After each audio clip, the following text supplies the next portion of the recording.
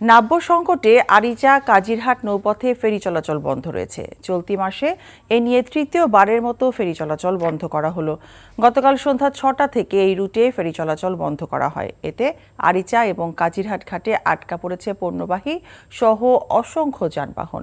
বিকল্প পথে যেতে হলে তাদের সময় এবং খরচ অনেক বেড়ে যায় বলে জানান স্থানীয়রা। বিআইডব্লিউটিসির আরিচা ঘাটের ম্যানেজার আবু আবদুল্লাহ জানান, অ্যাপ্রোচ চ্যানেলে নাব্য সংকটে ফেরি চলাচল বন্ধ আছে। ফেরি ও যান চলাচল স্বাভাবিক করতে কাজ করছে বিআইডব্লিউটিএ। টাকা চুরির জন্য যদি আমার গলায় জুতার মালা পরাইতে হয়, তাহলে আমার শালীর সাথে প্রতারণা করার জন্য তোর ফাঁসি হবে। দুলা ভাই, আপনার তো ঘর জামাই বইলা একটা পরিচয় আছে, আমার তো তাও নাই।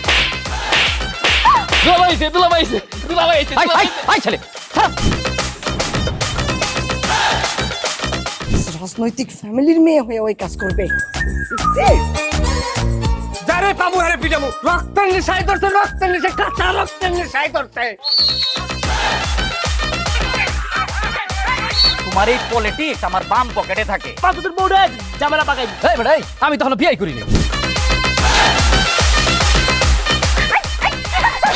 দুইটার আমি গুলি করে মারু।